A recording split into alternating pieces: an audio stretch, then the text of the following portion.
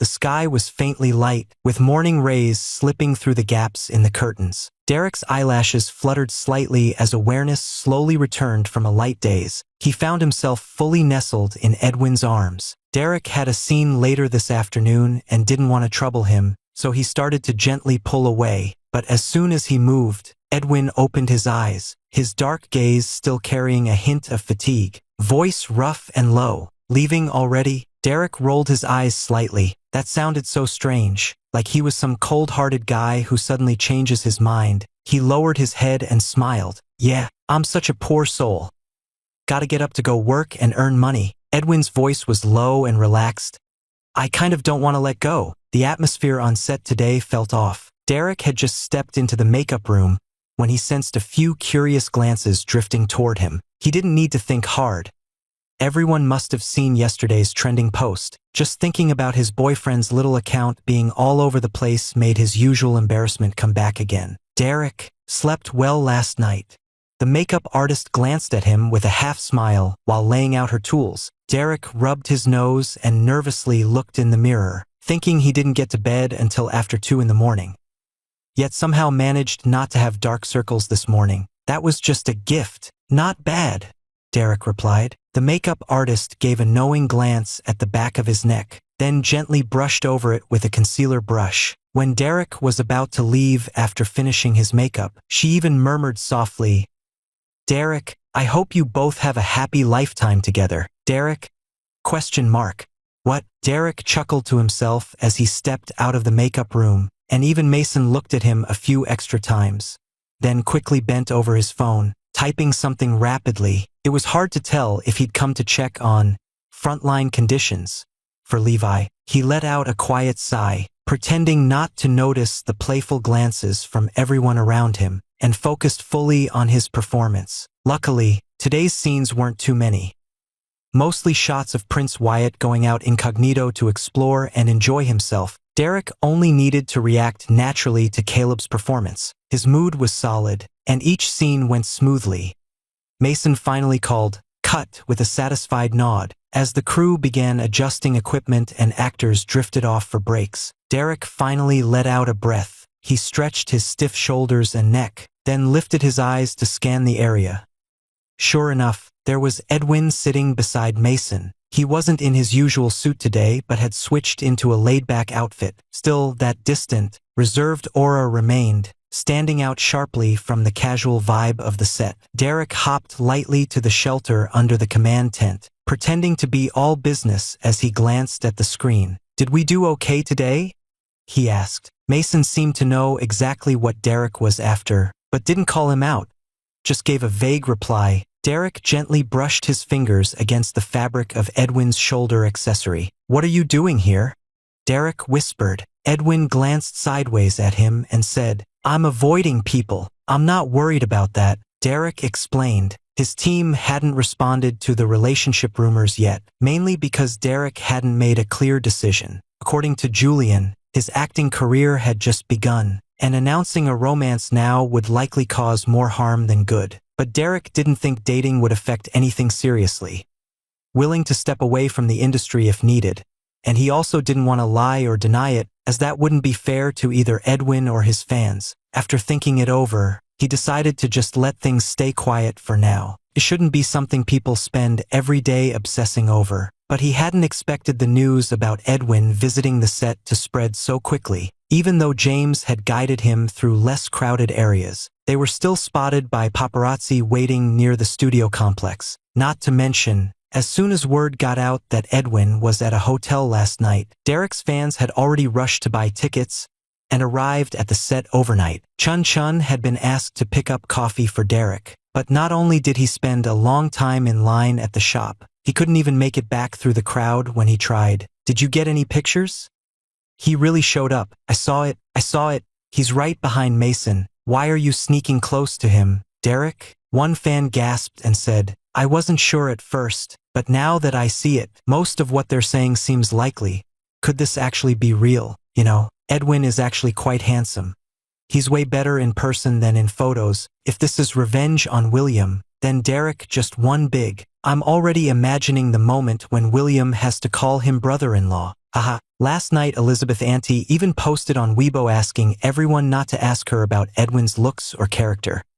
She said she was getting worn out from all the messages. After all, she's the only one who's actually seen him in person. And with Derek's past history, a lot of fans who joined just for the Bluebird are worried he might go all romantic again halfway through. Honestly, I don't mind at all.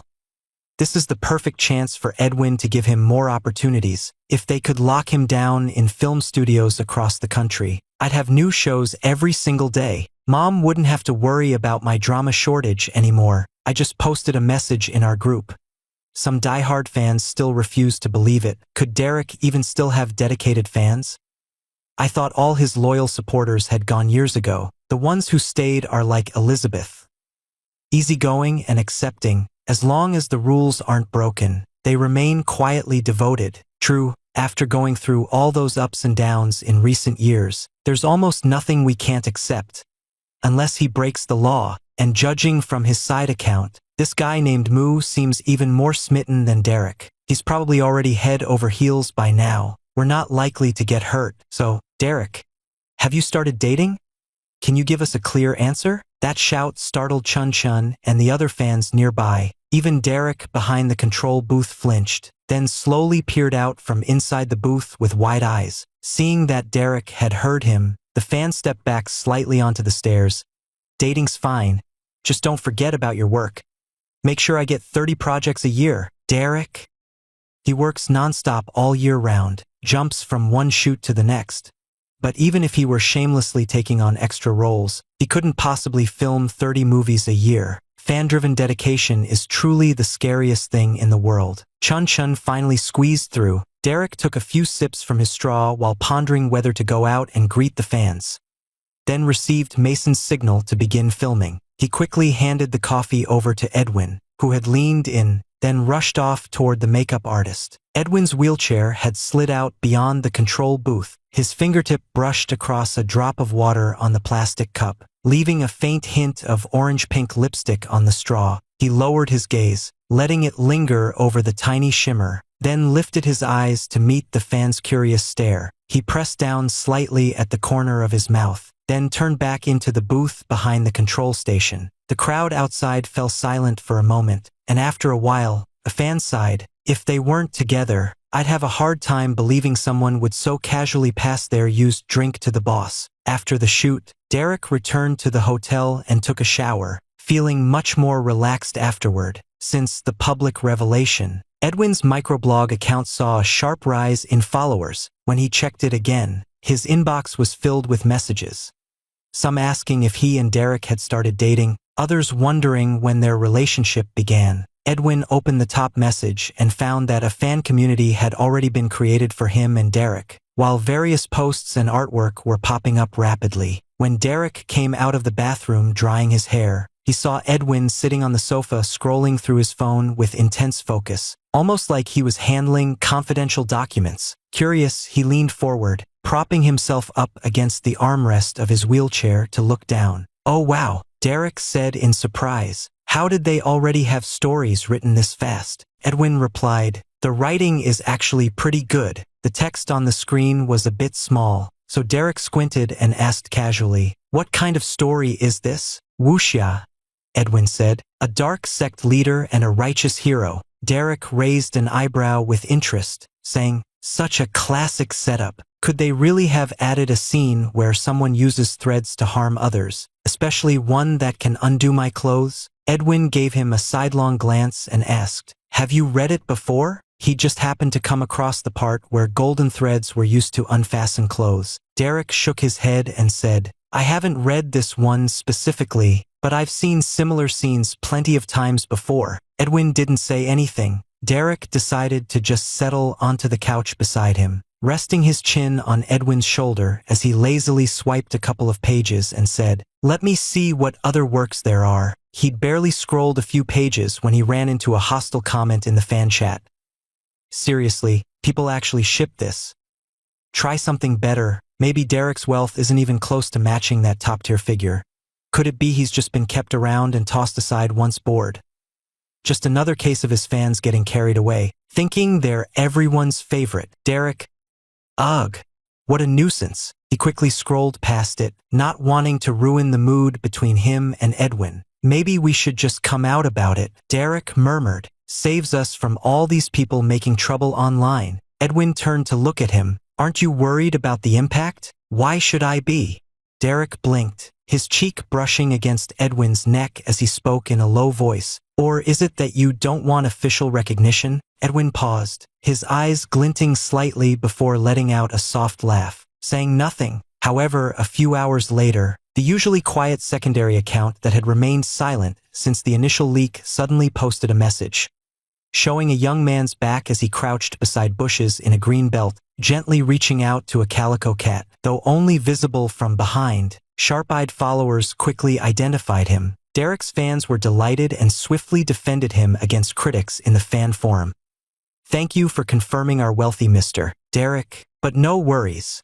He absolutely cares deeply for Rose. Deep in the courtyard, cold stars peer through the window. Anthony sat calmly at the rosewood desk, his sleeve slipping down to reveal a slender, pale wrist. The chessboard lay out on the low table, black and white pieces interwoven. The decisive moment already set. A long finger picked up a black piece and placed it gently down, producing a clear sound, like a drumbeat signaling fate. Incense curled softly in the air. Candlelight flickered, casting shifting shadows across his face that outlined sharp, captivating features. Anthony lowered his gaze slightly, a faint smile playing at his lips, subtle yet haunting. His long eyes were deep like still water, their outer corners subtly lifted, exuding an intense allure, yet the warmth never reached his eyes. Instead, a cool edge lingered beneath. Most people say loyalty and righteousness can't coexist, he murmured with a quiet laugh, his long fingers tracing the surface of the piece just placed. Gabriel, I imagine you're no different. The emperor's health was fading day by day, while various regional leaders were stirring with ambition. The great game across the land was about to begin. Anthony had already cleared obstacles within the capital for Prince Wyatt. Now only the wild beasts circling outside remained. The secret agent stood trembling nearby, holding his breath in silence. Only then did Anthony lift his eyelids and glance sideways. In the flickering candlelight, his features seemed blurred with shadow. He offered a calm smile, so gentle it was unnerving, as he asked in a soft tone, "Everything arranged?" The shadow agent bowed his head, hands clasped. "Everything has been carried out as instructed. The secret message has reached Liang State, and our hidden operatives are in place. We're just waiting for him to step into the trap," Anthony said with a mocking chuckle. He slowly lifted the warm teacup beside him, his fingertip tracing the rim gently. The candlelight flickered in his dark pupils, casting a faint crimson glow. "I'm truly looking forward to seeing how Gabriel handles this situation." Anthony took a quiet sip of tea, his gaze lowered, unreadable. "I hope he's up to the challenge." The candlelight danced in his eyes, revealing depths too dark to fathom. Though his face was strikingly handsome, an icy cruelty lingered, frightening, yet irresistibly compelling. Outside the camera frame, Chun rested his head on his hands, sitting on the steps as he discussed with the director's assistant. "I just can't help but feel that Derek has been acting a bit different lately. Over these past few months, Derek's performance has definitely become more refined," the assistant said with careful precision. Chun shook his head. "That's not what I mean. Sure, Derek's acting skills have improved a lot, but it still feels off in some way. How to put it? It's like he's been soaked in Anthony's presence. The moment he looks at me, I feel like he might be trying to influence me into doing something risky." The assistant quickly picked up on the key point. Chun didn't think Derek was acting strange because of the character's traits, but because he personally felt a sense of being drawn in or swayed. Could it be that he's been dating someone recently? Chun asked sincerely, completely missing the mark. The assistant gave him a helpless look, then glanced up at Edwin sitting a short distance ahead. Ever since that vague account posted an ambiguous tweet the previous night, fans of the duo had united online, launching a campaign to both create content and dig into their history. They'd meticulously combed through every trace since Derek's return, and lately, more fans and entertainment reporters had even bought tickets to rush to the set, just to confirm the nature of their relationship. As a result, crowd control has become much harder recently. Mason even considered hiring someone to hang some green curtains around the site. But luckily, Edwin wasn't always on site. After all, Moo Group was large and needed oversight, and he had returned to a city after only a few days. The reporters who came empty-handed were heartbroken. They'd hoped to at least get a glimpse of the filming progress. 4 wind rises through the long night but instead found Mason's green curtains finally arrived and completely surrounded the set. After working non-stop on set for nearly a month, Derek at last got some time off to return to a city for a few days of rest. Worried he might be mobbed by fans again like before, he spent a fortune on VIP access. Unexpectedly, it wasn't the crowd that caused trouble. Instead, a regular passerby ended up spreading news of his arrival in a city online. Derek had just settled into the car Edwin sent to pick him up and let out a breath when he got Austin's call. His previous variety show did well, especially after his performance as a detective in the murder mystery episode earned widespread praise. His agent quickly landed him a role in a police-themed project. With plenty of time free now, he'd been spending nearly every day volunteering at local police stations to get first-hand experience, and had likely been spotted by fans countless times. "Hey, you're back in a city today too." Derek blinked in surprise, though they joked before. Hearing Austin call him that out of nowhere still felt a little awkward. "Yeah, just landed. How did you know?" Austin let out a small laugh and said, "I saw the trending topic." Then he asked, "Do you have time tonight?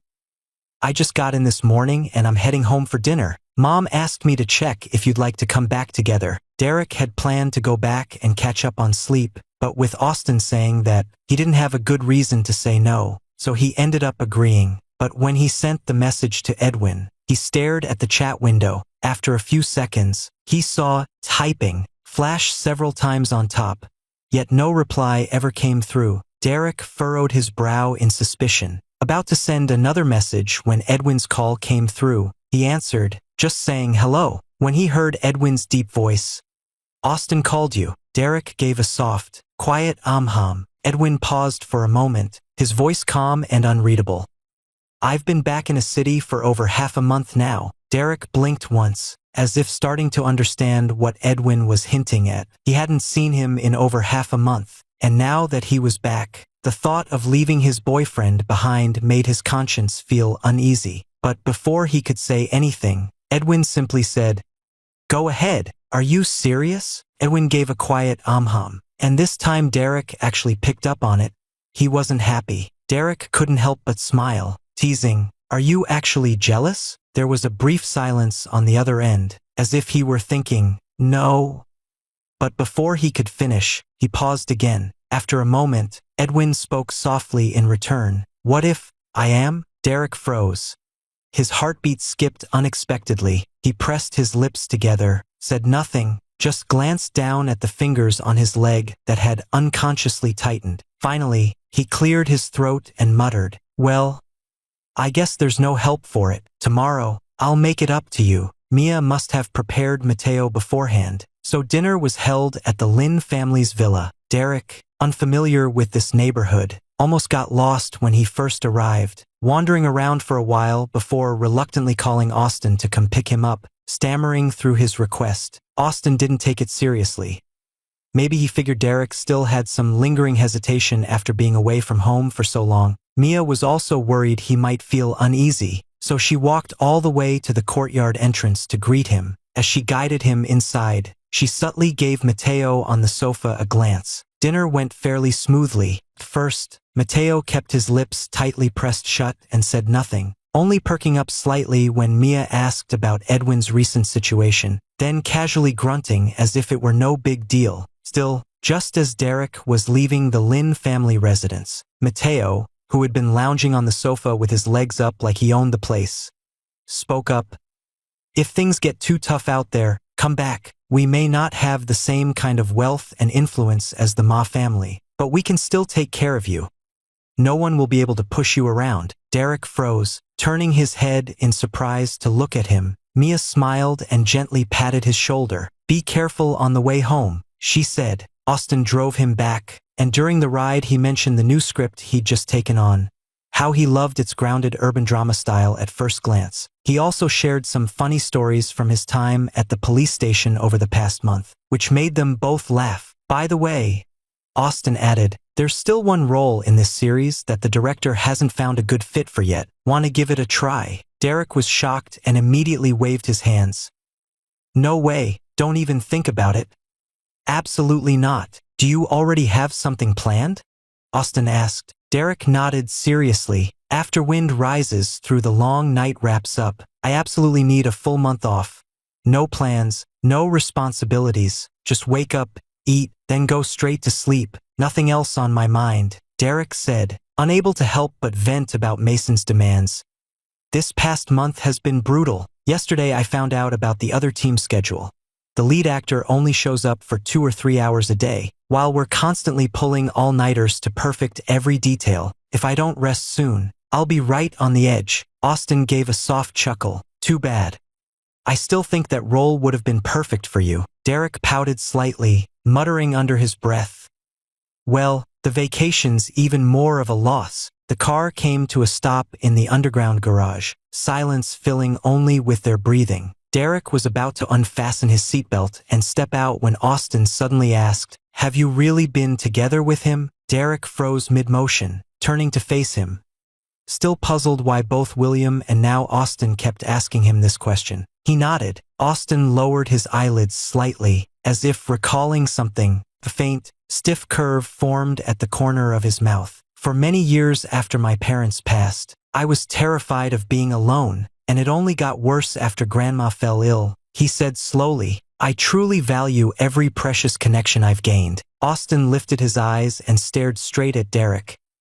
Even though we're not related by blood, you did say that if I wanted to, I could consider you my brother. Derek felt a bit confused, but thinking about Austin's past made him feel a quiet warmth of sympathy. He nodded and said, Yeah, I did say that. Austin lowered his gaze as if weighing his words, then slowly spoke.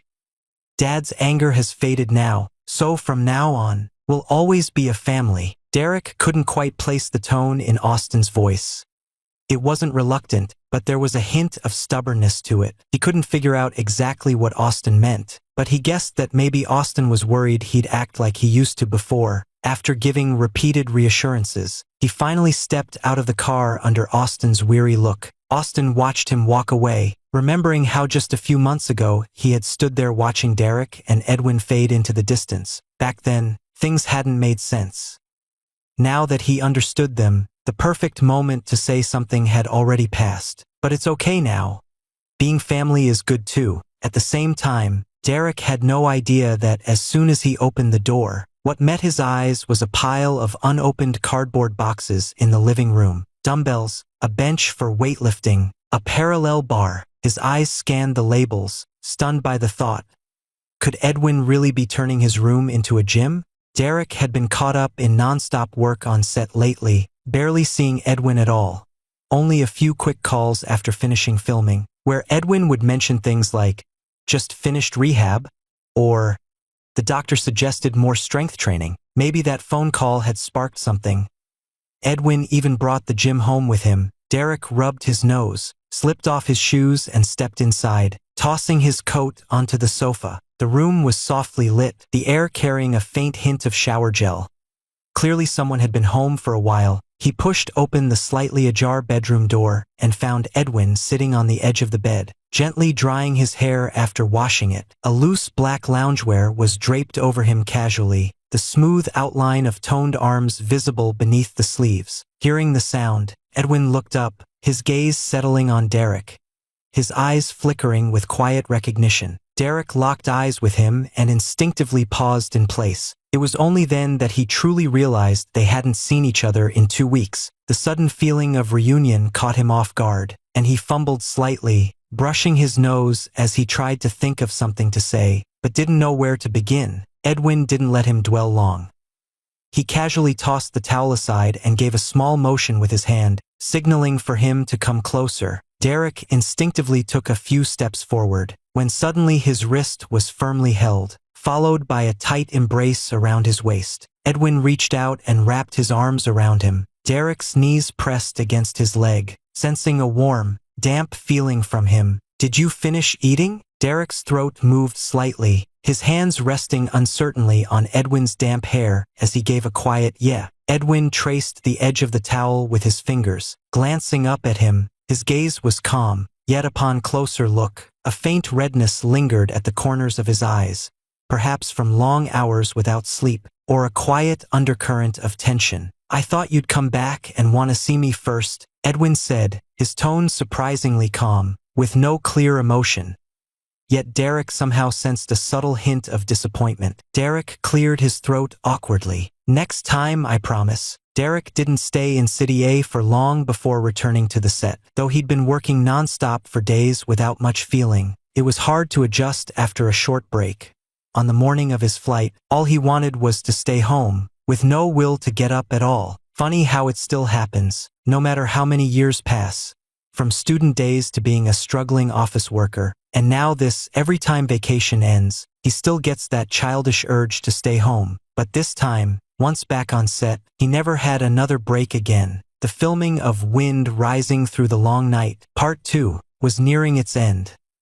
Emperor passed away, Prince ascended the throne. Anthony became the new emperor's most trusted advisor, and firmly seized control over court affairs. Regional lords united in rebellion, and Gabriel took on the role of chief strategist for the frontline forces. The story of Part 3 officially began. Anthony's first attempt to drive a wedge between the Liang prince and Gabriel failed, so he orchestrated a peace negotiation trap, using his childhood friend, with whom he had an old arranged match. As leverage, he forced Gabriel into choosing: either betray the Liang prince or watch helplessly as his childhood friend was harmed. He assumed that even if Gabriel had already broken off the engagement, he'd still honor their long-standing friendship and couldn't stand by while someone close suffered. But he hadn't expected the woman to be so strong-willed. She chose to end her life rather than become a pawn in others' hands. Yet, at the crucial moment, Gabriel still withdrew his troops. But that was only a temporary solution. Later that night, he secretly planned and carried out a rescue to free the woman from Anthony's grasp. Afterward, Liang Prince's army advanced without resistance, and the contest among rival warlords had already reached its conclusion. Bloodstains on the steps of Weiyang Palace were still fresh. A bronze candelabra leaned sideways, casting deep red shadows across the ceiling. Gabriel's black armor was dusted with frost, and his boots made soft cracking sounds as they stepped over shattered jade tiles. When he entered the palace with his troops, he received word that the new emperor, Wyatt, had already fled westward under the guard of a few loyal followers. The court officials had shut their doors and hidden away, now within Weiyang Palace. Apart from the guards still fighting Liang Prince's forces and palace maidservants and attendants scattering in panic, only one remained, his former classmate, now widely condemned as a corrupt official, Anthony. The wind howled through the broken window frames, stirring up dust and the scent of blood. Outside, cries of battle echoed without pause. Weapons clashed again and again. Corpses lay scattered across the ground, and swordlight reflected off a sky stained red by flames. Yet within this palace trembling under chaos, everything was eerily still. Anthony slowly walked around the emperor's desk, his long fingers tracing the finely carved armrest. His movements were calm and deliberate, his expression distant, seeming not to hear the clamor beyond, nor care that he was now trapped. "Sir, you can't be serious." The remaining attendant of the former emperor stared in disbelief as Anthony settled into the imperial throne. Anthony lifted his eyes, offering a faint, half-smiling glance. "Why fear it? When Liang Prince takes power, we'll both be prisoners in chains. If I'm to sit on this throne even for just a moment before death, what harm is there?" His clothes were slightly disheveled, and bloodstains spread across his pure white robe like fallen cherry blossoms. He lowered his gaze, listening intently to the approaching sounds of battle beyond the walls. Yet there was no flicker of emotion in his eyes. After a long pause, he slowly raised his head and turned his gaze toward the figure entering the hall ahead. He offered a quiet smile. "Long time no see, Gabriel." His voice remained clear and calm, yet carried a subtle weariness. "This round is yours." Gabriel watched him quietly, not responding right away. The candlelight flickered, casting overlapping shadows of the two men onto the cracked tiles.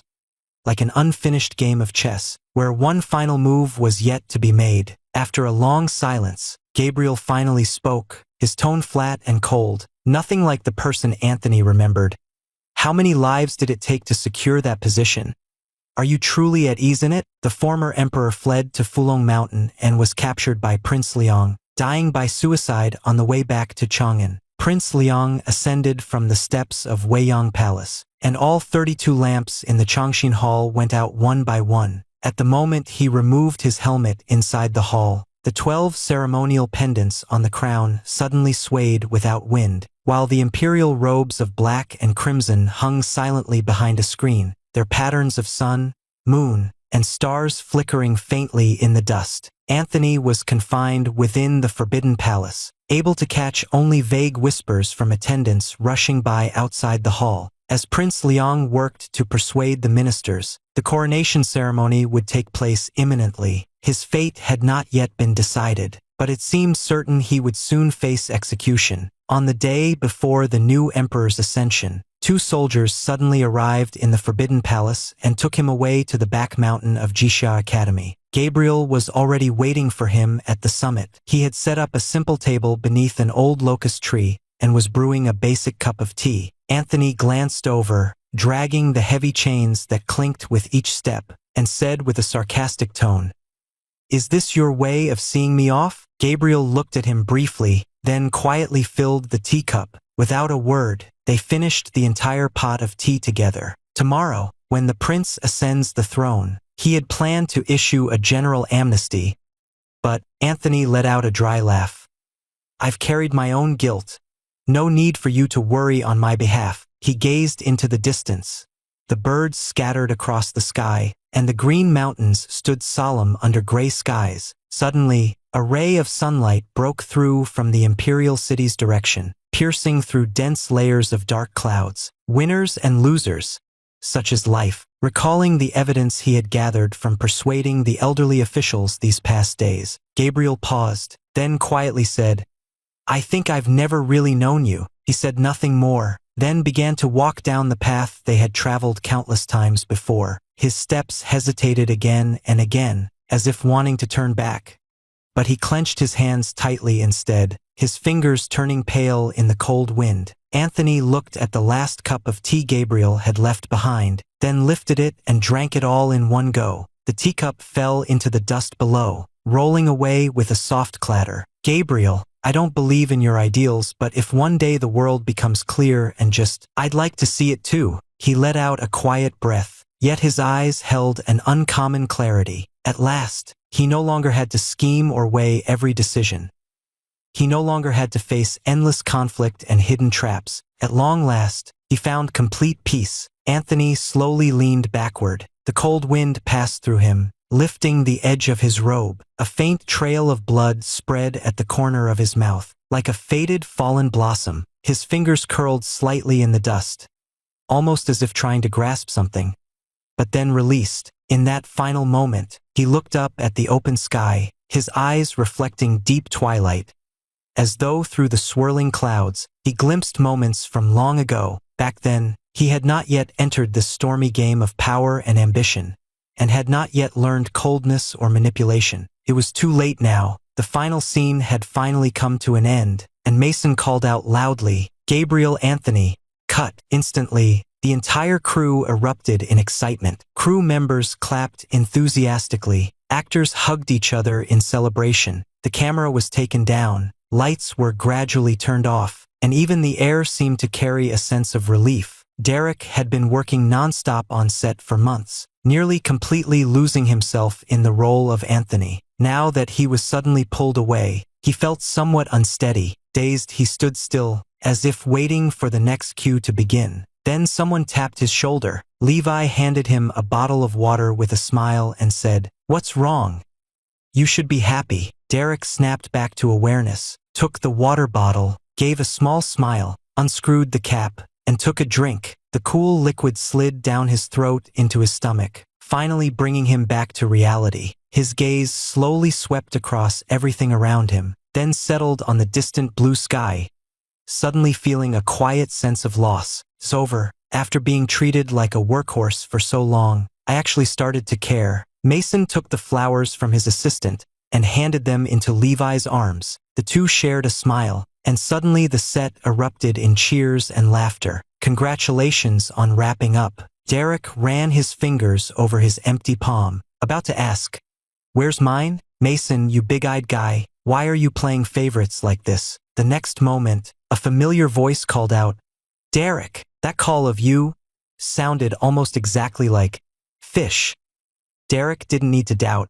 He knew it was intentional. "So you've been waiting for me all along." Derek and Edwin's relationship was already common knowledge on set, so Mason setting up such a moment wasn't entirely unexpected. But when he turned to meet Edwin's gaze, he couldn't help but widen his eyes. Most of the studio lights had been taken down, leaving only a few cool-toned spotlights casting long shadows across the ground. Edwin stood tall in a black coat, his presence strong and still. The noise around them seemed to fade away instantly, as if the whole world had narrowed down to just the two of them. That familiar face was a bit thinner than Derek remembered, but the features remained unchanged. His gaze settled quietly on Derek, filled with an emotion too deep to name. Derek's lips curled into a sudden smile. Soft evening light spread across the ground, and the distant mountain ridge had already swallowed half of the setting sun. The wind carried the scent of wild roses through the gaps in the filming track, and faint glimmers danced on Edwin's shoulders. In the quiet dusk, he watched Edwin step closer, one slow pace at a time. The coat swayed gently with each step, its sharp cut outlining a lean and upright figure. At that moment, the chaotic background faded into a fashion runway. The last light of dusk traced Edwin's features, highlighting his deep and composed expression, while tiny glimmers flickered on his shoulders. As if the sky itself had paused to linger, Derek froze for a brief instant, and his heart gave an uncontrolled leap. When Edwin finally stopped in front of him, looking down with quiet warmth in his eyes, he gently lifted a finger and brushed against Derek's cheek. Derek's smile vanished instantly. Without hesitation, he reached out and firmly grabbed Edwin's wrist. "The flower's about to fall," Edwin said with a gentle sigh. Derek paid no mind to the flower at all. He rushed forward in a flash, wrapping both the bloom and the person in his arms. A crisp pine scent filled the air as Derek leaned into Edwin's shoulder, brushing against it. He realized then just how much taller Edwin truly was. He tightened his arm around him, thinking this difference in height was perfect for their embrace. Edwin had no choice but to hold the flower with one hand and reach out to hug Derek's back with the other. The surrounding noise settled down, and Derek even heard someone whistle softly. Mason let out a quick "tee," but before he could say more, someone shoved him forward, sending him stumbling a few steps back. Then, glaring over his shoulder, Levi caught on instantly and whispered low, "Mason, don't block the shot." He gave in with a sigh, stepping aside to give the two deeply affectionate individuals room. Glancing around, sure enough, all the camera operators had naturally focused their lenses on Derek and Edwin, snapping photos as they worked. The lighting technician even added a soft glow for good measure. Mason pouted slightly, muttering, "Why didn't I get this kind of attention earlier?" The two involved were completely unaware of any of it. "Recovery's been fast." Derek grinned as he let go of the hand resting on Edwin's waist, teasing with a smirk, "You didn't happen to be training extra hard just to see me sooner, did you?" Anthony should step aside now. Edwin reached up, his fingertip gently wiping away the faint traces of red pigment at Derek's temple. The antique jade cuff brushed against Derek's collarbone. "I'm here to take Derek home." The distant sky stretched deep and vast, a breeze flowing across the empty lot of the filming site, carrying the coolness unique to late afternoon. He blinked once, his gaze settling on Edwin. The black coat fluttered slightly in the wind. Broad shoulders, a narrow waist, an elegant frame that could rival a model's silhouette. So Derek let out a soft chuckle, took Edwin's hand, gave it a little triumphant shake, and was just about to say, "All right," but suddenly, those around them couldn't help but laugh and tease.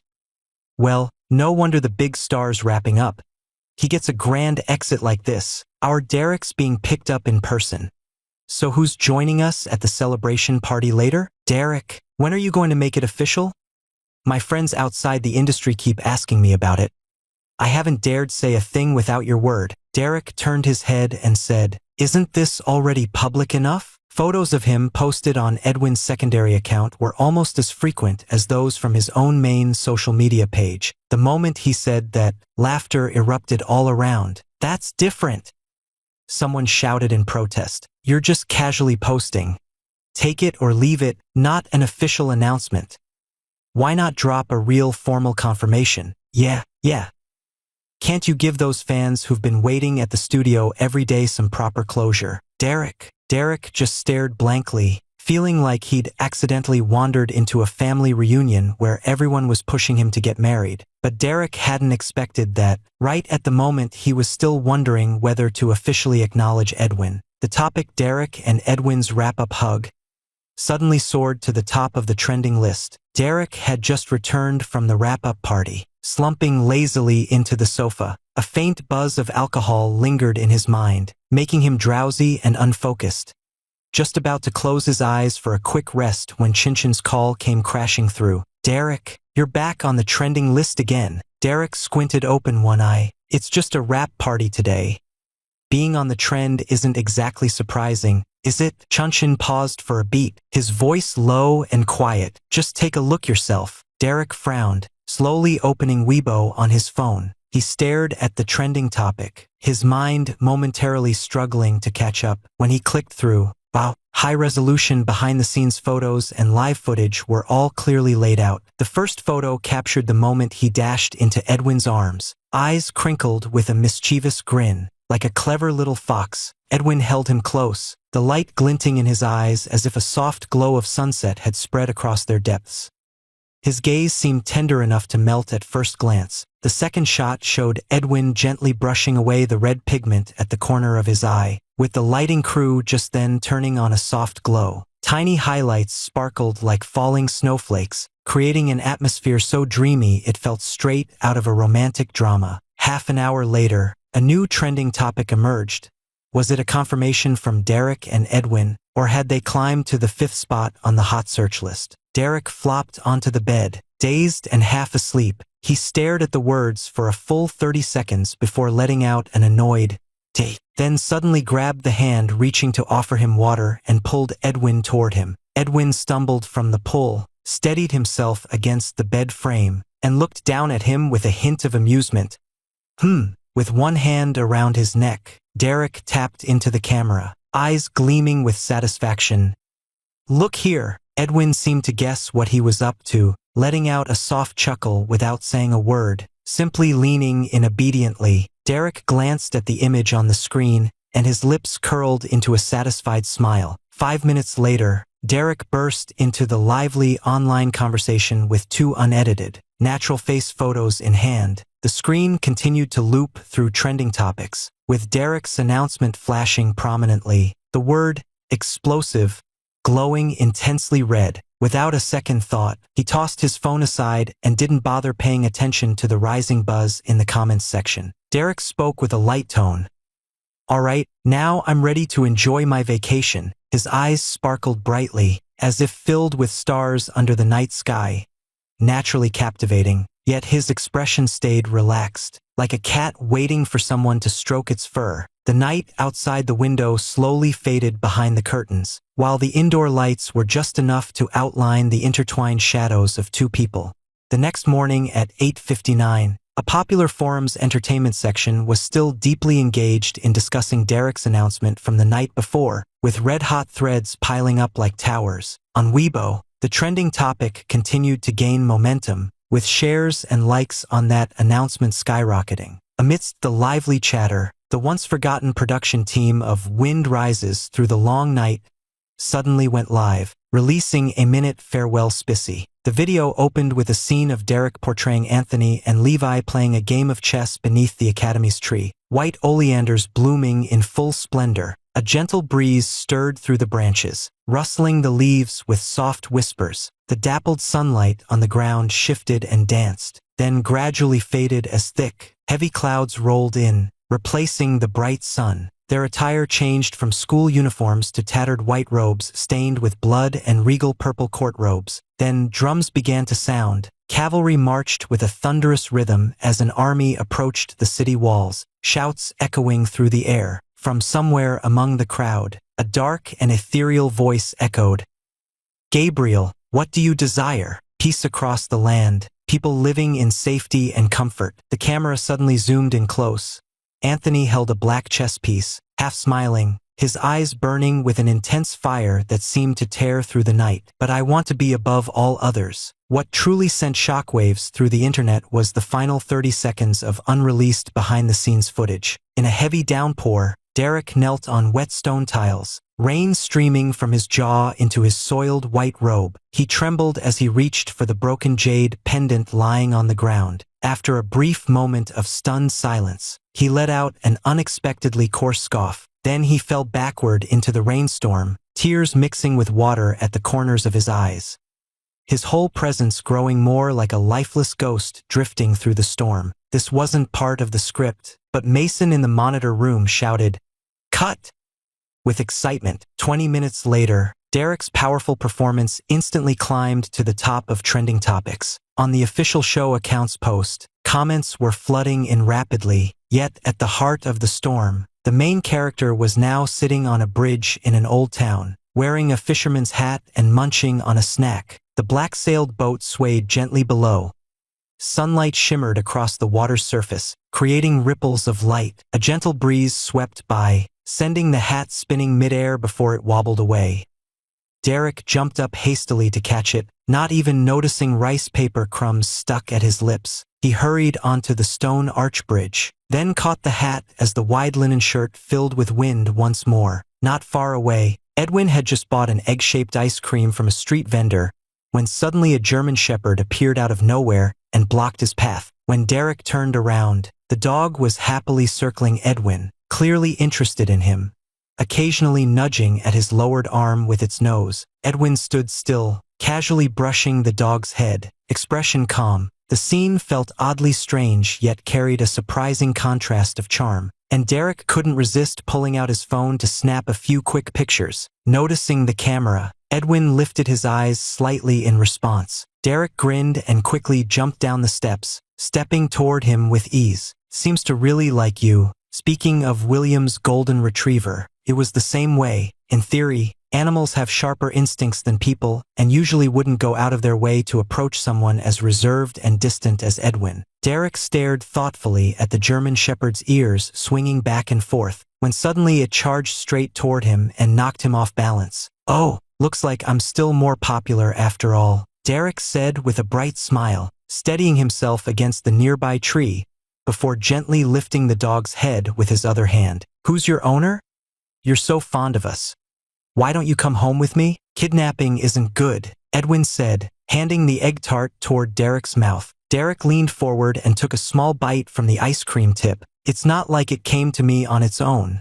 Plus, I'm still asking for its permission." Not long after, the shop owner rushed out and dragged his dog away in a hurry. Derek sighed with mild regret, then took Edwin's hand and continued walking along the riverbank. The Bluetooth earpiece half hanging on his right ear played a report from Changchun about the filming wrap-up special breaking 10 million views. As the boat passed by, a tourist holding up a phone gasped, "These two look kind of familiar." Derek turned to watch the slowly passing boat and called out playfully, "How do you know I'm always getting told I resemble a TV star? Stop pretending.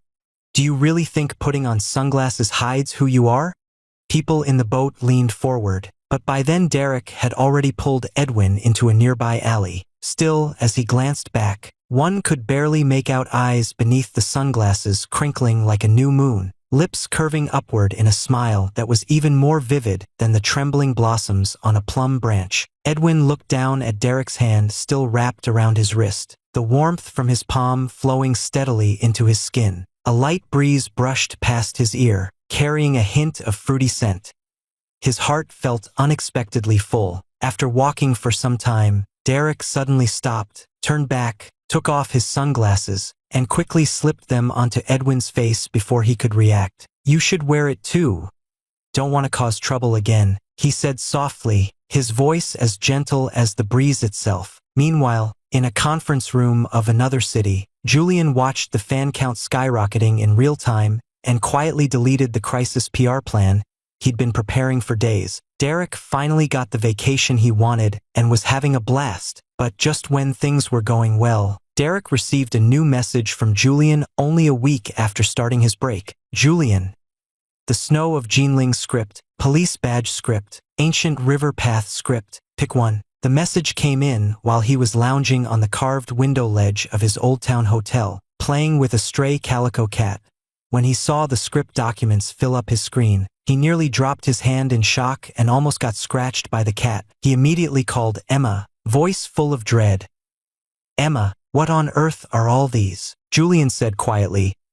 "Your online critics have been flooding the casting posts for period dramas and serious series with your name." It was like every word made sense on its own, but together they just didn't add up. He stared in confusion, opened the post Julian sent, and spent some time before finally understanding what had happened. The reason was actually quite simple, because he'd been living too comfortably lately. It made a lot of online critics feel upset. Their comments just seemed so strange. Working isn't something he enjoys, but how would it help them if he actually landed a serious role? By the time Edwin returned from his morning workout downstairs, he caught Derek holding a chopstick and scribbling with tea on the table. Beside him, the green teacup of Biluakan had gone cold. Edwin leaned over lightly, glancing at the wobbly Zhang characters written in tea, each stroke soaked with the scent. Edwin gently pinched his earlobe, watching the droopy eyelids, and asked, "What are you doing?" Counting how many production team's official accounts were flooded by the critics today, Derek said, utterly drained as he looked up. Edwin leaned in, squinting at the heated online debate. Amid the flood of exaggerated praise from online activists, sharp criticisms were scattered like hidden blades. "Look at this one.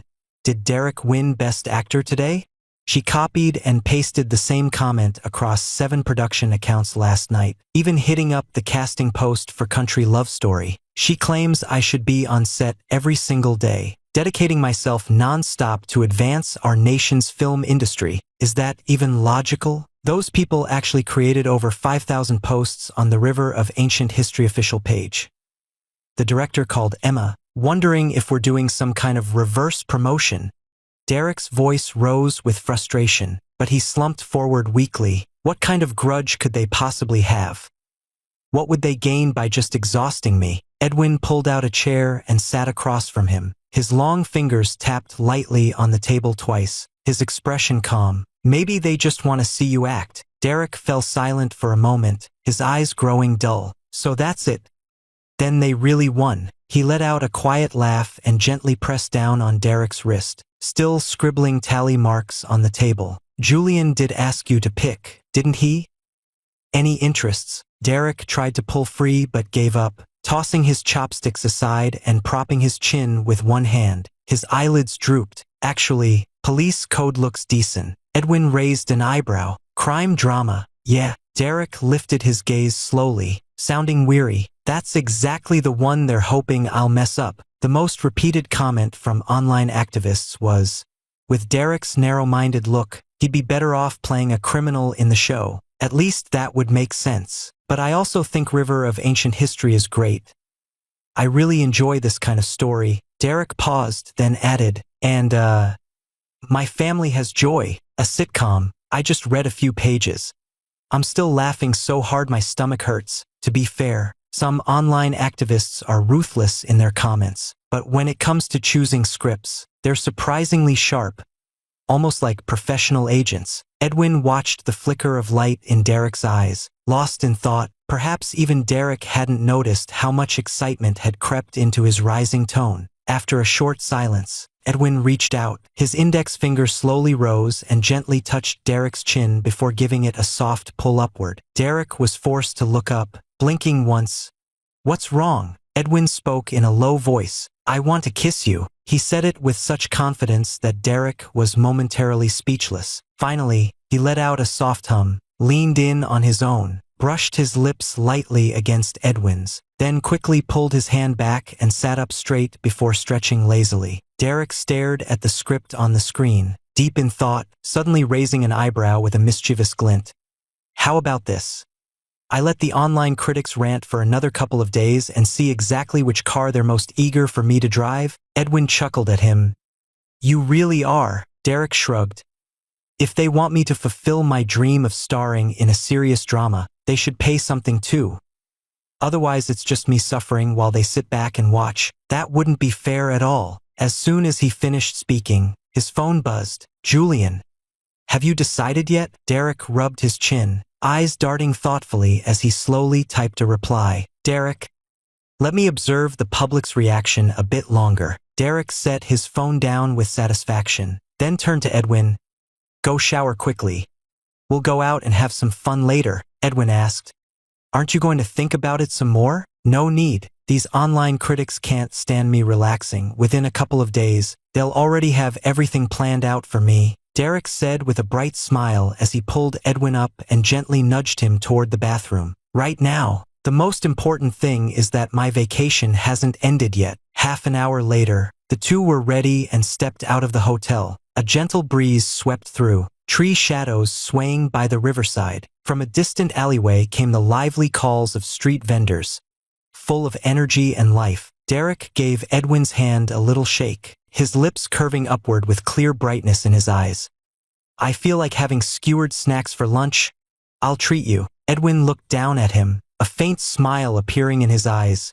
Okay. Derek ultimately took on both Badge and Ancient River Tray. The scripts and production teams behind these two projects were top tier, drawing strong praise from both critics and fans alike. Derek had genuinely struggled to choose between them, so Julian simply waved his hand and gave him both. Kids pick one. Adults take them all. The filming schedules for these two projects happened to be staggered, meaning Derek's next 4 or 5 months were completely packed, and with pre-production work on top, he had to end his vacation just 1 week later. Badge centers around the badge number of an officer nearing retirement, weaving together a portrait of police officers across 3 decades. Given its long timeline, the lead actor had to deliver exceptional performance. The 3 main veteran officers were all renowned for their acting skills, while the younger partner roles, especially the male lead, were chosen through exhaustive auditions involving nearly 100 actors. 2 of the junior officer parts had already been cast with trained theater performers, but Jonathan's role remained unfilled. Then, during a wave of online controversy, fans sent Derek's team a series of well-edited clips from The Blue Bird, claiming he could easily scale cliffs to rescue hostages or crawl into wells alone to save children. His gentle yet sharp expression perfectly matched the image of an earnest young officer. Unaware of the context, the director looked up Derek out of curiosity and actually sent his team a script and audition invitation. Derek held an impromptu online meeting from a historic town hotel, having a brief chat with the director for about half an hour. Jonathan's role was then officially confirmed. It happened so fast he barely had time to process it. Though Derek used to be skeptical about directors' gut feelings, believing they could judge an actor just by a casual conversation, he finally understood their accuracy the moment he arrived for makeup and costume fitting. In the dressing room mirror, dressed in his uniform, he felt as if he had become the character. To match the role's image, he cut his hair short.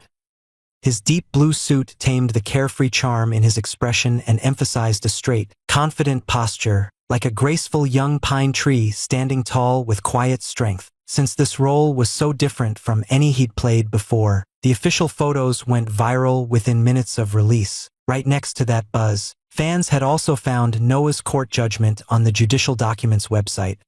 Convicted of embezzlement and fraud, sentenced to 10 years in prison, with all illegal gains ordered returned and a fine imposed. It was truly satisfying to see justice served. During this time, Noah's wife called him multiple times begging for leniency. Derek only replied once at the very beginning.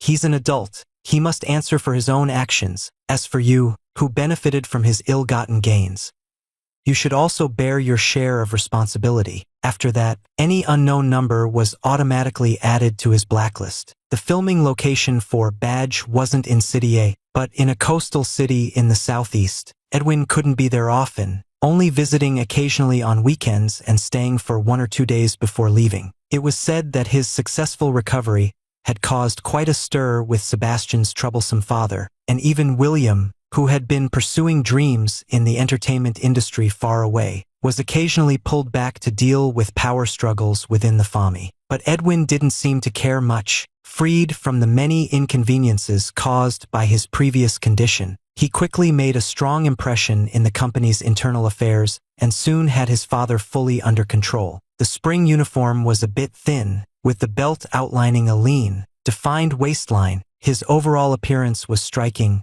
well-proportioned and sharp-looking. Every time he stood on set, passers-by couldn't help but pause and glance his way. Edwin was especially so. Derek's scenes were mostly scheduled for mornings, so he had to keep his nighttime interactions in check. Most of the time, though, Derek preferred curling up in Edwin's arms and resting peacefully through the night. Days passed like this. On the day Derek wrapped filming for Badge, Wind Rising Through Long Nights Part 1, the Closed City officially premiere. Due to its outstanding pre-sale performance, on opening day, Wind Rising Through Long Nights secured tens of thousands of screening slots and accounted for over % of the total screen time, easily surpassing a box office haul of million U. The Weibo trending list remained high, with passionate fans and creative content emerging rapidly across platforms like wildfire. After resting in City A for 2 days, Derek finally pulled himself together and planned to buy 2 movie tickets, bringing Edwin along to see how the finished film turned out. But after checking for a while, they found all primetime screenings were fully booked, so they had no choice but to settle for an AM show and ended up catching the early morning sessie. It cost them a hefty yuan, enough to make someone think they were sitting in the director's seat with Mason personally accompanying them for the screening. To avoid being recognized, Derek made sure Edwin changed into clothes he usually didn't wear just before heading out. They disguised themselves as 2 fresh-faced college students and only took their seats after the opening advertisements began. Still, thanks to their outstanding physique and presence, several audience members turned to look as they passed through the aisle. Fortunately, the theater was dimly lit, and with the movie about to start, people quickly looked away. The film began in reverse chronology. A barren plain appeared on screen, a red-maned horse galloping through a forest path, carrying Gabriel barely holding on above its back. The landscape shifted as the terrain changed. Gabriel lifted his pale face and eventually fell heavily onto a hillside just outside Liangua City. At the moment I arrived in Liangua, I finally understood that Chang'an was a place I had to return to. A slow, heavy drumbeat started.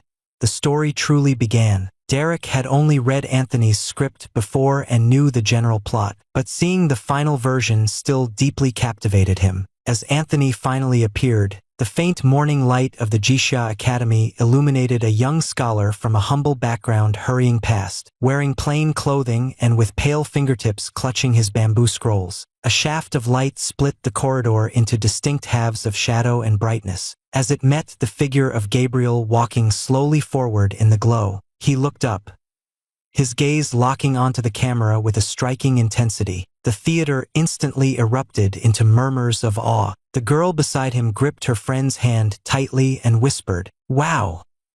Even though I saw this scene yesterday, it still hits me hard today. Honestly, I don't know whether to praise Lynn Mason for the direction or Lynn Derek for the performance." Derek's face turned slightly red as he reached for his chilled soda.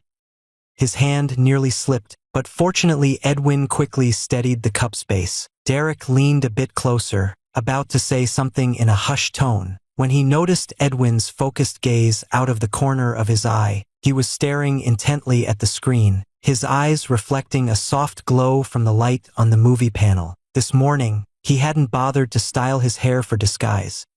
Strands fell loosely across his forehead, all sharp edges smoothed away, giving him a quiet, gentle look. Derek swallowed the words he'd been about to say, gave a half smile, and whispered against Edwin's ear, "I'm right here.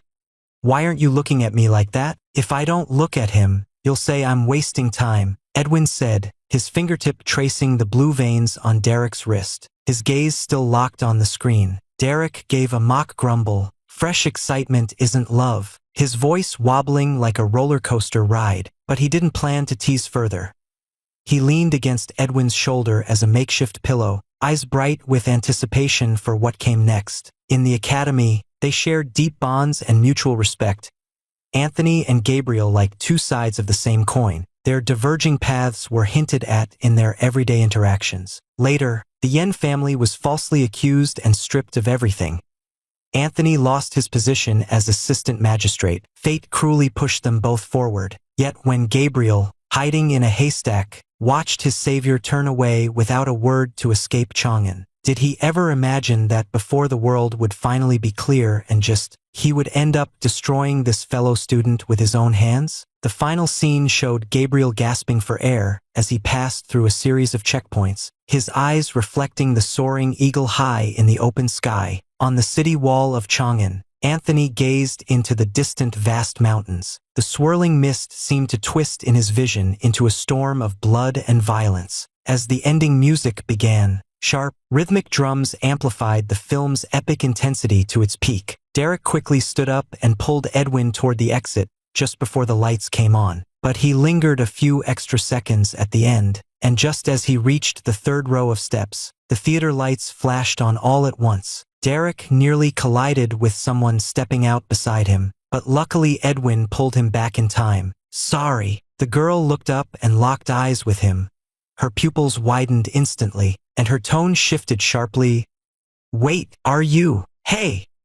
Don't leave yet. There's a bonus scene after the credits. Derek lowered his cap to block her view, spoke quickly, then pulled Edwin away before she could react. A few audience members were left puzzled. I don't remember there being a bonus scene, but when the two got home, the topic, Derek's theater encounter, had already surged to trending status. The girl who nearly got bumped was frantically fumbling with her phone. Photos came out blurry, but after comparing witness descriptions, it was almost certain they were seeing Drek and Edwin in person. But online viewers couldn't decide whether to laugh at Derek showing up for his own movie looking like a spy on the run, or at him spending hundreds just to catch an early morning screening, getting charged heavily by theaters. Oh, and even more striking, this guy went to extreme lengths to escape, even deceiving viewers. Suddenly, discussions about Wind Rises Through the Long Night Part 1 spiked even higher. Fans flooded Mason's inbox demanding he resume editing the next installment. Box office numbers climbed steadily past 50 billion. Derek used The Blue Bird to turn his reputation around and make a successful comeback. And now, with Wind Rises Through the Long Night, he finally reached widespread public recognition, fully rising to fame. By March, when filming began for Ancient River Path, and they shot their first scene in a local market, it drew crowds of curious neighbors. Even elderly men and women in their 50s and 60s could recognize him as the hottest rising star in entertainment today. And his former critics either vanished to regroup or disguise themselves, sneaking into fan groups with that familiar professor-like tone. Has Derek really only got this much left after a year of comeback? Is he slacking because of romance? No major award yet. How far behind he is compared to peers. Better get moving. But soon, the nominees for the June Film Awards were announced. And Derek's name stood out clearly. Anthony's role was performed really well. His chances of winning looked strong. Derek leaned back on the basement sofa, yawning as he flipped through high-end photos Julian had sent. His status now was completely different. He was being chased by top brands for collabs, and clothes and accessories were piling up too fast to choose from. Mason and Benjamin said the same thing. Derek replied casually. In Wind Rising Through the Long Night, Anthony and Gabriel had nearly equal screen time, so during the submission for awards consideration, the production team nominated both him and Levi as leading male actor candidates. However, Levi felt his role this time didn't mark much of a breakthrough compared to previous ones.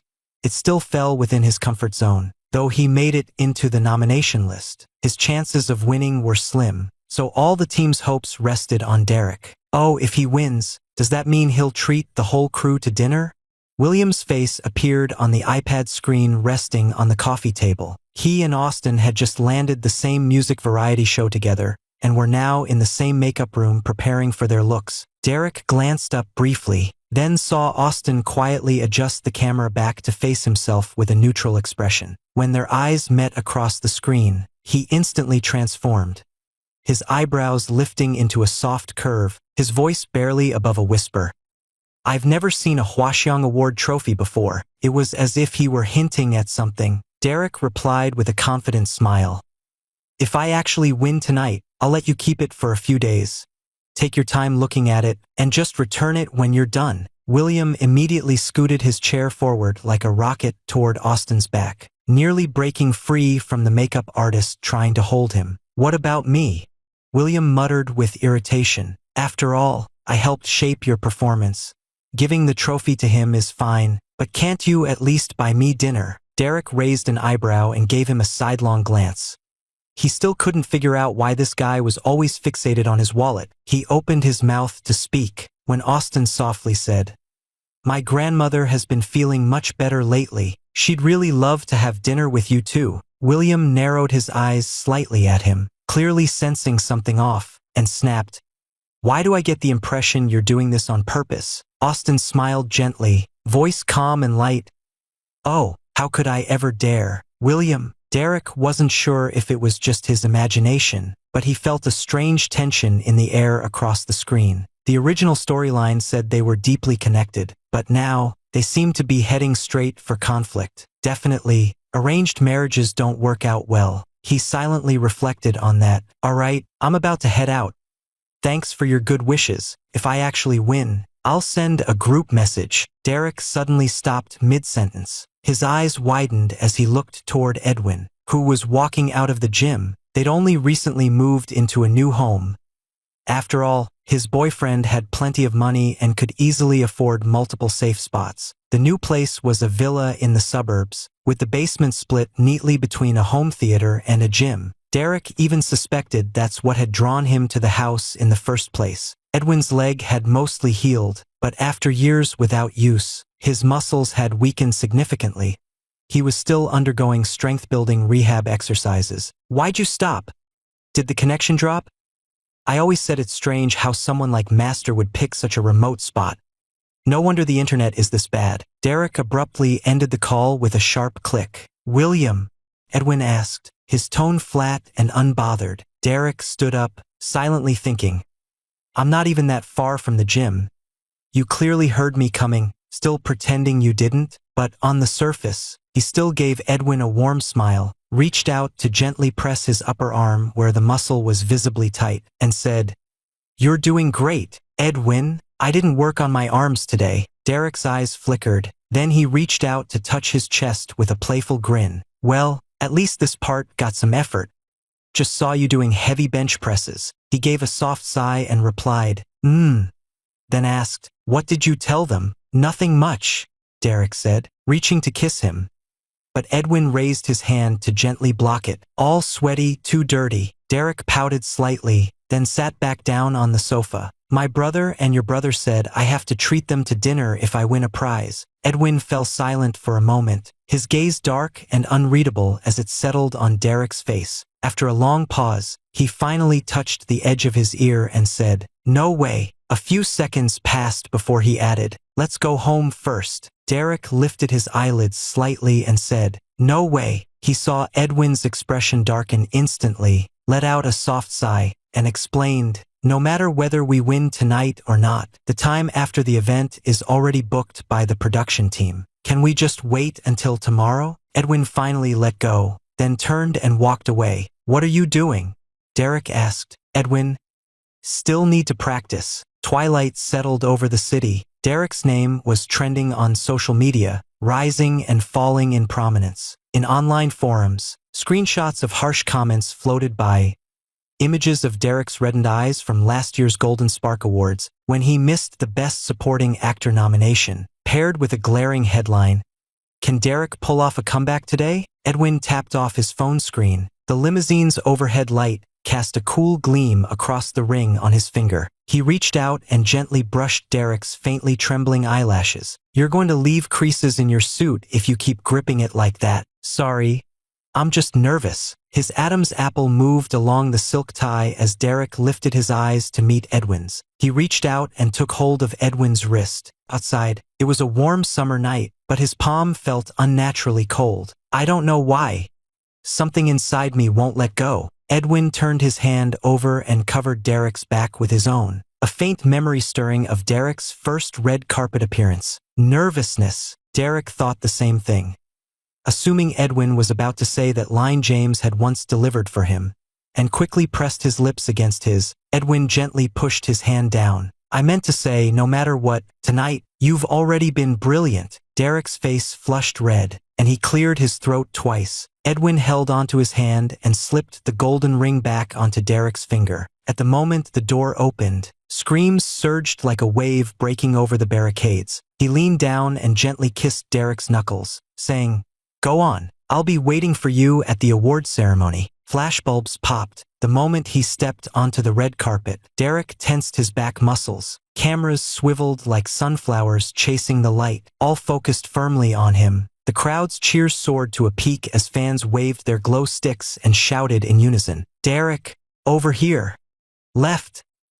Left!" His custom-made suit was perfectly tailored, its smooth lines highlighting his upright posture. The subtle pattern on the hem shimmered like a galaxy with each step. At the autograph wall, he turned around, his fingers unconsciously brushing against the gold band just put on his finger. Camera shutters erupted in rapid succession. "Derek!" The host's voice boomed through the microphone, lifting the atmosphere to another high. He smiled at the speaker and smoothly took the mic. "Derek, congratulations on being nominated for Best Actor at the Hwaseong Awards." The host looked at him with a warm smile. "This is your first time in the running for Top Actor. What does it mean to you?" His fingers tightened around the microphone, and the golden band on his ring finger gleamed under the lights, as if even his heartbeat warmed slightly with its touch. A flood of memories flashed through his mind. Staying late at the set, practicing lines until his voice was hoarse, losing himself in Anthony's struggles on screen, Benjamin's fleeting glance from last year's Golden Flash Awards, and Edwin's gentle embrace beneath an old stage under the night sky. He let out a soft chuckle, his eyes holding a quiet tenderness like summer breeze brushing across a still lake. "Meaning?" He paused, then said slowly, "Maybe it's that one morning when I woke up and had to start working, but for a moment, I realized this kind of life might not be so bad after all. I love seeing the words from scripts come alive in reality." The host seemed surprised by the answer, paused briefly, then smiled warmly. "Sounds like you truly love acting, Derek." Derek lowered his lashes, gently rotating the band with his fingertip, his tone calm. "Maybe. Work is unavoidable, there's no fighting it, so you just go with it." But when he sees his created characters truly come to life on screen, he feels deeply fulfilled. Perhaps, in the long years ahead, he'll find something he truly wants to dedicate his life to. Of course, taking regular time off is equally important. Derek politely chatted with the host for a few more moments, then continued down the red carpet and entered the venue. 1 hour later, the Hwaseong Awards ceremony was approaching its final highlight moment. Derek sat at his nominee seat, fingers resting on his knees, tapping gently and rhythmically. Levi whispered with a light tease, "You're acting like you're waiting for a verdict." Derek replied, "Why wouldn't it be?" The venue lights gradually dimmed as the Best Actor nomination began. In the front row, top executives from major film studios and investors sat side by side. Edwin's position was well known. He was one of the financial backers and didn't need an invitation to enter, yet he didn't go to the central area where those in power usually gathered. Instead, he chose a spot with the best view, perfectly positioned to see Derek's seat. Derek instinctively turned his head, searching through the crowd for that familiar gaze. Edwin's posture remained effortlessly relaxed. His suit sleeves slightly unbuttoned, revealing a pale white wrist bone, long fingers lightly interlocked and resting against his lips, as if pondering something or waiting for something. For no clear reason, Derek felt a small measure of relief. The winner of this year's Hwaseong Award for Best Actor is. Time seemed to stretch endlessly. The announcer deliberately prolonged the final syllable, making even the crystal chandeliers tremble slightly. The spotlight swept slowly across all nominees. Their expressions ranged from anticipation to nervousness to calm composure. While Derek simply exhaled softly, quieting his racing heartbeat, and waited in stillness for the name to be called. Derek stared at Anthony's scene on screen. the character hidden in darkness. His eyes were calm, as deep and still as a quiet pool. He gripped a piece of broken stone tightly, letting its sharp edge cut into his palm, his gaze piercing through the fourth wall. If this is fate, then I'll carve my own path. Derek, wind rising through the long night. The audience erupted in applause, their cheers nearly shaking the roof off. Derek's mind went blank for a fleeting moment. Levi clapped him on the shoulder with excitement, while colleagues nearby turned to offer warm congratulations. Lights poured over him, casting a dazzling halo around his figure. Derek slowly came back to himself, stood up, bowed deeply first, then stepped forward toward the center of the stage. Applause exploded around him, and flashbulbs popped rapidly in all directions. He steadied himself, took the heavy trophy, glanced briefly at the golden statue, and slowly tightened his grip. His gaze swept across the audience, finally settling on a quiet figure in a distant corner. Edwin was quietly watching him. In contrast to the lively crowd, he remained calm, his lips slightly curved, eyes unusually deep. Without thinking, Derek gave a gentle squeeze to the ring on his finger. He took a breath, let out a soft laugh, and his voice came through the microphone. "Thank you." The tone was calmer than he expected, like emotions had settled into stillness, with only a faint tremor barely hidden. "Thank you to the Hwaxiang Awards, the judges, the cast and crew of Wind Rising Through the Long Night, and everyone who's believed in me." He paused, lowered his eyes as if gathering his thoughts. After a moment, he looked up again, meeting Edwin's gaze once more. 38 spotlight beams suddenly poured down like golden rain. People gasped and looked up in awe, tiny golden flakes scattering like crushed stardust on Derek's slightly parted lips. It felt like a grand coronation. He took a deep breath, his eyes lighting up with warmth, speaking slowly and clearly. "This is my moment of honor.